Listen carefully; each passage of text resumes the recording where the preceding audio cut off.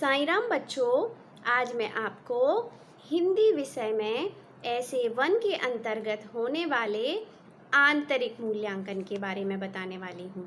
आंतरिक मूल्यांकन यानी इंटरनल असेसमेंट। तो बच्चों, आपको इसके लिए 3 कार्य करने हैं। कौन कौन से कार्य हैं, समझ लीजिए।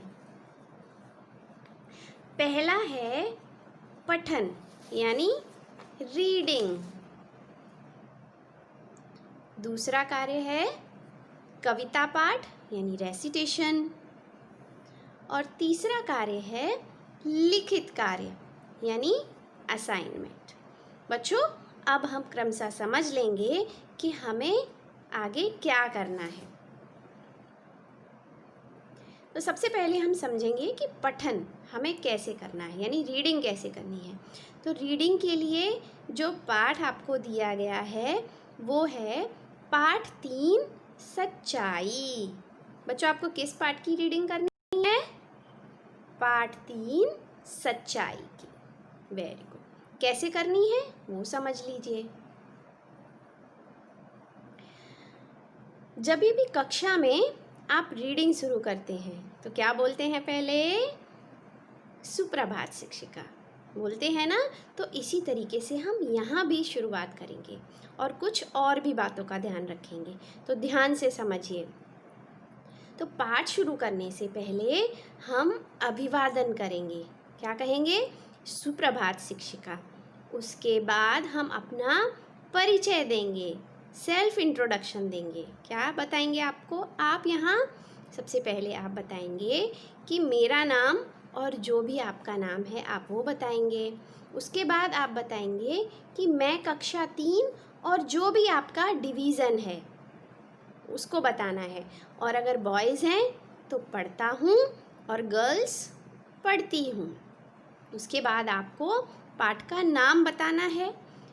आज मैं आपको पाठ 3 सच्चाई से पृष्ठ संख्या यानी पेज नंबर 22 पर एक गद्यांश पढ़कर सुनाने वाला हूँ। ये बॉयज़ बोलेंगे और सुनाने वाली हूँ तो गर्ल्स बोलेंगी। समझ में आया बच्चों? फिर से बताती हूँ। सबसे पहले आपको अभिवादन करना है, सुप्रभात शिक्षिका। उसके बाद आपको अपना परिचय देना है। मेरा नाम, जो भी आपका नाम है, और मैं कक्षा 3 ए में पढ़ती हूँ। आप ए में हैं, बी में हैं, अपना सही डिवीज़न बताएंगे। ठीक है। उसके बाद पाठ का नाम और जो भी पेज नंबर आप पढ़ रहे हैं वो बताएंगे। जैसे आज मैं आपको पाठ 3 सच्चाई से पृष्ठ संख्या 22 पर एक गद्यांश पढ़कर सुनाने वाली हूँ। समझ गए बच्चों? Very good. इसके साथ साथ आपको कुछ विशेष बातों का भी ध्यान रखना है। कौन सी हैं वो बातें, वो भी समझ लीजिए।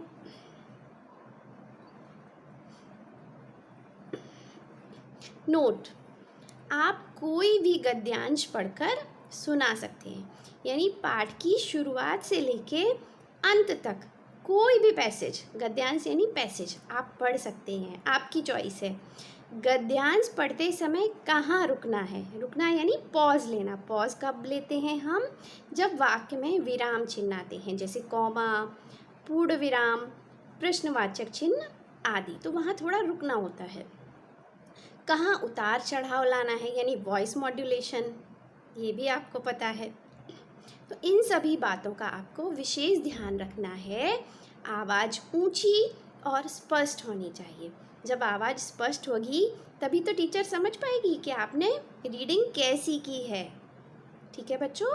तो आपको क्या करना है, किताब को हाथ में लेकर पाठ पढ़ते हुए 2 मिनट तक वीडियो बनाना है। अब आपके हाथ में तो किताब होगी तो वीडियो आपके पेरेंट्स, आपके मम्मी पापा इस कार्य में आपकी मदद करेंगे। ठीक है बच्चों? तो आपको टाइम याद रखना है। कितने मिनट तक वीडियो बनाना है? 2 मिनट तक। ठीक है। और पाठ जब आप पढ़ लेंगे तो आप धन्यवाद कहेंगे। ये भी चीज़ आपको याद रखनी है। ठीक है बच्चों? सब समझ में आ गया आपको? Very good. अब मैं आपको पढ़कर बताती हूँ पाठ कि आपको वास्तव में कैसे पढ़ना है। ऐसे ही आप पढ़ेंगे। ठीक है? सुप्रभात शिक्षिका, मेरा नाम दीक्षा राठौर है। मैं कक्षा 3A में पढ़ती हूँ। आज मैं आपको पाठ 3 सच्चाई से इस पर एक गद्यांश पढ़कर सुनाने वाली हूँ। पाठ 3 सच्चाई। गुरुजी गोपाल की बात सुनकर बहुत खुश हुए। एक छोटा सा बालक सबके सामने सच बोल रहा है और अपनी भूल स्वीकार कर रहा है। वे बोले, बेटा, यह कलम तो तुम्हें पुरस्कार स्वरूप लेनी ही होगी। पहले तुम्हें सवालों को हल करने के लिए पुरस्कार दिया जा रहा था, किंतु अब तुम्हारी सच्चाई के लिए यह पुरस्कार दिया जा रहा है। धन्यवाद।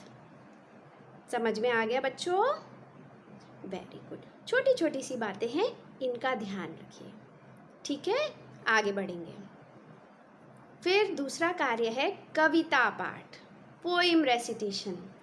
और इसके लिए कविता आपको कौन सी याद करनी है? देश प्रेम। कौन सी कविता? देश प्रेम। ठीक है, ये कैसे आपको पोएम रेसिटेशन कैसे करना है? यहाँ भी सबसे पहले आपको अभिवादन करना है। सुप्रभात शिक्षिका। उसके बाद आपको अपना परिचय देना है। मेरा नाम, जो भी आपका नाम है, उसके बाद आपको अपनी कक्षा बतानी है। मैं कक्षा 3 और जो भी डिवीज़न है उसमें बॉयज़ तो पढ़ता हूँ, गर्ल्स पढ़ती हूँ। उसके बाद आपको कविता का नाम बताना है। आज मैं आपको एक कविता सुनाने वाली हूँ। देख, बॉयज़ वाला हूँ और गर्ल्स बोलेंगी सुनाने वाली हूँ, जिसका नाम है देश प्रेम। नोट, यहाँ भी आपको कुछ बातों का ध्यान रखना है। बच्चों, आपको पूरी कविता लय में हाव भाव मतलब विद एक्शन एंड एक्सप्रेशन, इसके साथ आपको कविता सुनानी है। आवाज़ ऊंची और स्पष्ट होनी चाहिए। कविता आधी नहीं सुनानी है, पूरी कविता याद करके सुनानी है। कक्षा में भी आप ऐसे ही करते थे ना? आपको बिल्कुल ऐसा ही सोचना है जैसे आप कक्षा में हैं और अपनी टीचर के सामने आप कविता सुना रहे हैं। ठीक है, तो आपको भी सुनाने में बहुत आसानी रहेगी और बहुत अच्छा भी लगेगा। तो फिर से समझ लेते हैं कैसे सुनानी है आपको कविता। सबसे पहले अभिवादन, सुप्रभात शिक्षिका। उसके बाद आपको अपना नाम बताना है। मेरा नाम, जो भी आपका नाम है। फिर मैं कक्षा 3 और डिवीज़न आपको बताना है। उसके बाद कविता का नाम बताना है। आज मैं आपको एक कविता सुनाने वाली हूँ जिसका नाम है देश प्रेम। ठीक है, और वही अंत में धन्यवाद कहना ना भूले। बच्चों, इसके लिए कोई टाइम लिमिट नहीं है। जैसे ही आपकी पूरी कविता हो जाए, खत्म हो गया। और इसका भी आपको वीडियो बनाना है। ठीक है, तो वीडियो बनाने में कोई भी समय निर्धारित नहीं है। जब भी आपकी कविता पूरी हो जाए, आप वीडियो बनाना बंद कर दें। ठीक है, ये बात समझ में आई? Very good. अब मैं आपको एक कविता देश प्रेम पढ़कर सुनाती हूँ, गाकर सुनाती हूँ कि आपको कैसे इसको सुनाना है। पढ़ना नहीं है, याद करके सुनाना है। सॉरी, हाँ, पढ़ना नहीं है, याद करके सुनाना है। ठीक है, तो याद रखिए। तो इसको कैसे सुनाएंगे कविता को? With action and expression. ठीक है, तो सुनाती हूँ मैं आपको। सुप्रभात शिक्षिका, मेरा नाम दीक्षा राठौर है। मैं कक्षा 3A में पढ़ती हूँ। आज मैं आपको एक कविता सुनाने वाली हूँ जिसका नाम है देश प्रेम। चलिए, कैसे? आगे बढ़ते जाओ, हरदम बोलो बच्चों हिंद के। पूछे तुमसे वीर कौन है, भौरन कह दो हम। राष्ट्र हमारा आज़ाद रहे, वीर सदा हम बने रहें। सच्चे दिल से काम करें, जय हिंद गाते चलें। राष्ट्र हमारा, हिंसा को हम दूर भगाएं, अहिंसा का पथ अपनाएं, मुश्किल कोई आ जाए तो हंसते हंसते उसे सहें, देश प्रेम की खातिर हम सब आगे आगे बढ़ते जाएं, जय हिंद का नारा लगा कर देश हित पर बलि बलि जाएं। समझ में आई बच्चों आपको? हाँ, और अंत में क्या बोलना है? धन्यवाद। Very good. चलिए आगे बढ़ेंगे। आगे तीसरा कार्य है लिखित कार्य यानी असाइनमेंट। असाइनमेंट में आपको क्या लिखना है? हिंदू कैलेंडर के अनुसार महीनों के नाम। ये मैंने आपको पढ़ाया है ना? हाँ, बहुत अच्छे। कैसे करना है वो समझ लीजिए। आपको पहले पेज पर आप A4 साइज का पेपर लेंगे और पहले पेज पर आपको अपना डिटेल लिखना है। सबसे पहले क्या लिखेंगे? आप अपना नाम यहाँ लिखेंगे, नाम के सामने नाम, फिर कक्षा और विभाग, कक्षा 3 और जो भी आपका डिवीज़न है, और विषय हिंदी, उसके बाद डेट, जो भी आपकी सबमिशन डेट हो, और SID नंबर। बच्चों आपको ये डिटेल बहुत अच्छे से फिल करनी है। आपको अपना पूरा नाम लिखना है, क्लास और डिवीज़न भी सही लिखना है, डेट, SID नंबर, ख़ास तौर पर SID नंबर भी बहुत सावधानी से लिखें। ठीक है बच्चों? तो ये सब काम आपको कहाँ करना है?